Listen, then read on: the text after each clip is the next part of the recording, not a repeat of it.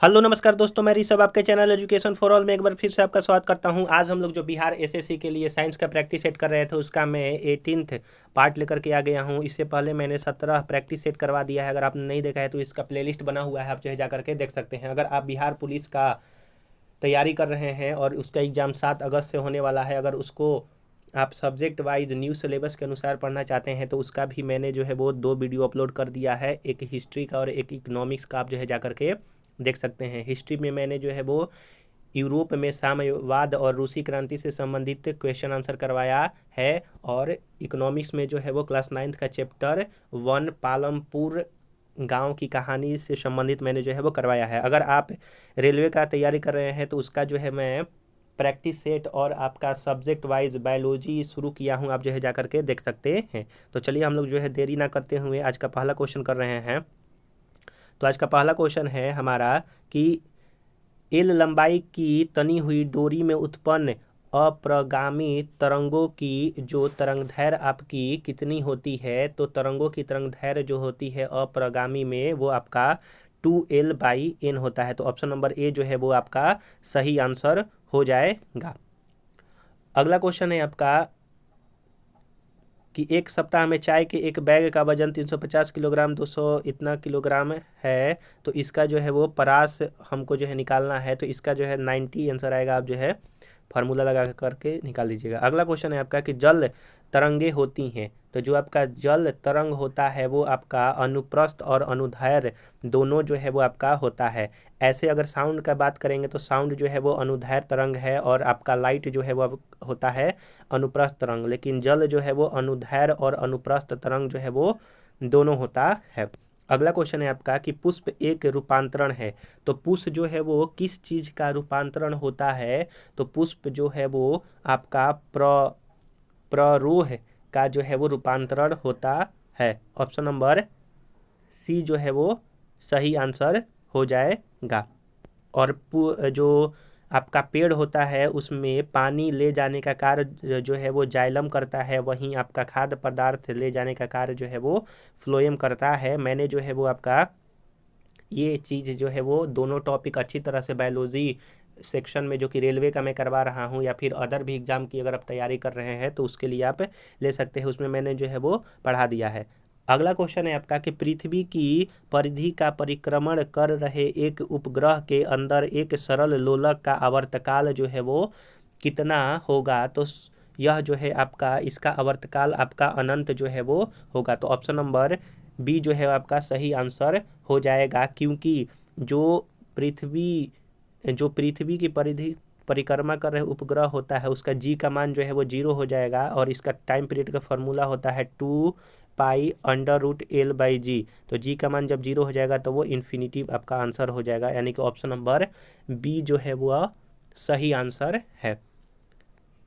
इसमें जो है वो 56 नंबर में बड़ी से बड़ी संख्या कौन सी है जिससे ये और ये विभाजित करने पर क्रमशः 12 और 13 जो है वो आपका शेषफल बचे। तो इसका जो है वो आपका आंसर आ जाएगा 44 जो है आंसर आ रहा है। आप जो है इसको कर लीजिएगा। अगला है कि निम्नलिखित में से कौन सा कथन जो है वो सही है। तो इसमें जो है आपका 57 नंबर का जो आपका आंसर बनेगा वो देख लेते हैं। पहले ऑप्शन कि प्रबल अम्ल और दुर्बल क्षार के लवण अम्लीय होते हैं जिनका पीएच मान 7 से कम होता है। और दूसरा है कि जब विद्युत धारा सोडियम क्लोराइड के जलीय विलयन से होकर के गुजरता है तो यह अपघट्य होकर सोडियम ऑक्साइड बन जाता है। यह जो है गलत है। ऑप्शन नंबर बी यानी कि केवल एक जो है आपका सही आंसर हो जाएगा। सोडियम ऑक्साइड नहीं बल्कि सोडियम हाइड्रोक्साइड जो है वो बनाता है। ये भी जो है मैथ का क्वेश्चन है, ये भी जो है वो सरलीकरण का क्वेश्चन है। अगला है क्वेश्चन नंबर 60 कि लेजर वह युक्ति है जिससे उत्पन्न होती है। तो लेजर वह युक्ति है जिससे उत्पन्न होती है सशक्त प्रकाश, यानी कि सशक्त प्रकाश जो है वो की किरण पुंज जो है वो लेजर के द्वारा उत्पत्ति होती है, जिसको मोनोक्लोरोमैटिसिटी कहा जाता है। अगला है कि KMnO4 में Mn का ऑक्सीकरण संख्या कितना होता है। तो KMnO4 में Mn का ऑक्सीकरण संख्या जो होता है वो +7 होगा। इसका निकालने का फॉर्मूला होता है इसमें Mn को निकालना है ना, तो K का जो है वो 1 होता है ऑक्सीडेशन नंबर, Mn का निकालना है तो x मान लेंगे, प्लस ऑक्सीजन का जो है वो -2 होता है, तो -2 इंटू 4 अणु है, तो इसमें गुना करेंगे तो आपका x का वैल्यू +7 जो है वो आंसर आ जाएगा। अगला है कि इथाइन के जल योजन से मिलता है, तो इथाइन के जल योजन से जो है वो एथेनॉल जो है वो आपका मिलता है, तो एथेनॉल यानी कि ऑप्शन नंबर बी जो है वो आपका सही आंसर हो जाएगा। यानी कि जब इथाइन को जल योजन करते हैं तो एथेनॉल मिलता है। 22.4 लीटर H2 गैस का वजन होगा, तो 22.4 लीटर जो H2 गैस का वजन होगा वो आपका 2 ग्राम होगा। अगला क्वेश्चन है आपका कि निम्नलिखित में से किस यौगिक में ज्यामितीय समावयतता है, तो ज्यामितीय समावयतता प्रदर्शित कर रहा है आपका 2 ब्यूटीन जो है वो प्रदर्शित कर रहा है, तो ऑप्शन नंबर सी जो है वो आपका सही आंसर हो जाएगा। अगला है कि एक फैदोमीटर तुल्य है, यानी कि एक फैदोमीटर किसके बराबर होता है, तो 10⁻15 मीटर के बराबर होता है, और इसको जो है वो फर्मी भी जो है वो कहा जाता है। अगला क्वेश्चन जो है आपका मैथ का है, 67 नंबर क्वेश्चन है कि इकोसिस्टम शब्द दिया है, तो जो आपका इकोसिस्टम शब्द है यह किसने प्रतिपादित किया, तो टेंसले ने इकोसिस्टम शब्द जो है वो प्रतिपादन किया था। न्यूटन ने जो है वो आपका 3 लॉ दिया है, आप ये भी याद रखिएगा। अगला क्वेश्चन है कि कोशिका का दिमाग है, तो कोशिका के दिमाग जो है वो केंद्रक को कोशिका का दिमाग कहा जाता है। केंद्रक कोशिका के अंदर संपन्न होने वाली सभी उपापचयी तथा रासायनिक क्रियाओं का जो है वो नियंत्रण करता है, तो इसमें आपका आंसर जो होगा वो केंद्रिका नहीं, माफ कीजिएगा, ऑप्शन नंबर बी केंद्रक जो है वो आपका होगा। अगला है कि कार्बन 12 में न्यूट्रॉनों की संख्या जो है वो कितनी होती है, तो न्यूट्रॉनों की संख्या निकाला जाता है मास नंबर माइनस जो है वो एटॉमिक नंबर, यानी कि 12 में से 6 इसका एटॉमिक नंबर होता है, तो 6 आपका हो जाएगा।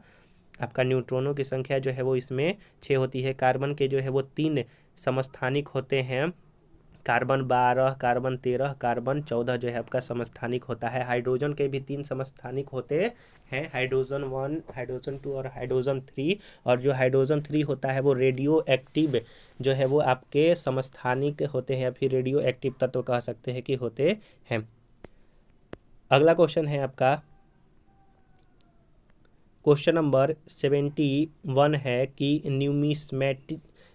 न्यूमेटिक हड्डी एक अभिलक्षण है, तो जो आपका न्यूमेटिक हड्डी जो है वो पक्षियों का एक प्रमुख अभिलक्षण होता है, यानी कि ऑप्शन नंबर बी जो है वो सही आंसर हो जाएगा। और न्यूमेटिक हड्डी खोखली एवं हल्की होती है, इसीलिए पक्षियों में जो है ये पाया जाता है ताकि वो आसानी से उड़ पाए।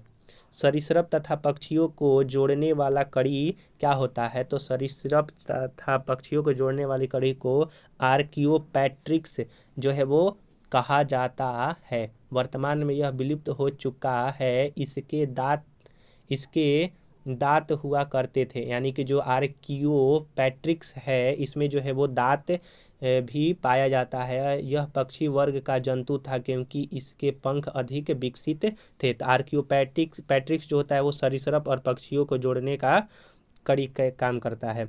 अगला है कि मानव शरीर की सबसे बड़ी ग्रंथि कौन सा है, तो सबसे बड़ी ग्रंथि जो है वो आपका हो जाएगा यकृत, जिसको लीवर कहते हैं, और यह इसका वजन 1.5 किलो से लेकर के 2 किलो तक का होता है, और इसके द्वारा पित्त रस बाइल का स्राव जो है वो होता है। किडनी जो है वो मनुष्यों में 2 जोड़ा जो है वो मतलब कि 2 पाया जाता है, 1 पेयर पाया जाता है, आप ये भी याद रखिएगा। और यकृत में रीजनरेशन करने की क्षमता जो है वो सबसे ज़्यादा होती है, और ज़्यादा शराब वगैरह पीने से जो है वो आपका यकृत ही खराब होता है, आप ये भी याद रखिएगा।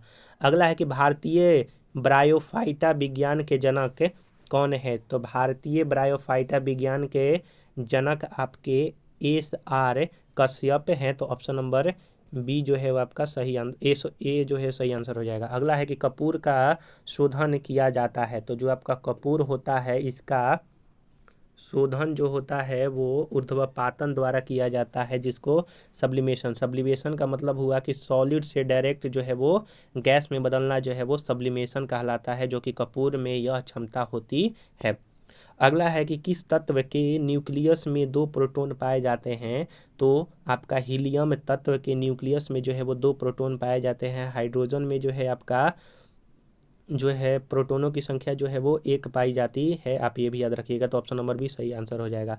अगला है कि फॉर्मल्डिहाइड को जिसके उत्पादन में प्रारंभिक पदार्थ के रूप में उपयोग में लाते हैं वह आपका क्या कहलाता है। तो वह जो है वो बेकेलाइट कहलाता है। अगला है आपका 78 नंबर की आवर्त सारणी के तीसरे आवर्त में तत्वों की संख्या कितनी होती है। तो आवर्त सारणी के तीसरे आवर्त में 8 जो है वो आपकी संख्या होती है। और वो कौन कौन से होते हैं। तो sodium, magnesium, aluminium, silicon, phosphorus, sulphur, chlorine और आर्गन जो है वो पाए जाते हैं। तो ऑप्शन नंबर ए जो है वो सही आंसर हो जाएगा। तो यहाँ पर हम लोगों ने जो है वो 25 इंपॉर्टेंट आपके साइंस के प्रैक्टिस सेट किए, और ये प्रैक्टिस सेट नंबर 18 था। अगर आपको ये वीडियो पसंद आया होगा तो वीडियो को लाइक कीजिएगा, अपने दोस्तों में शेयर कीजिएगा। अभी तक चैनल को सब्सक्राइब नहीं किए हैं तो मैं आपसे निवेदन करता हूँ कि चैनल को भी सब्सक्राइब कर दिया कीजिए। तो चलिए हम लोग जो है अगले वीडियो मिलेंगे। अगर आप बिहार पुलिस का तैयारी कर रहे हैं तो उसका मैंने जो है वो 2 से 3 वीडियो अपलोड कर दिया है, आप जो है जा करके देख सकते हैं। तो चलिए हम लोग जो है अगले वीडियो मिलेंगे, तब तक के लिए नमस्कार।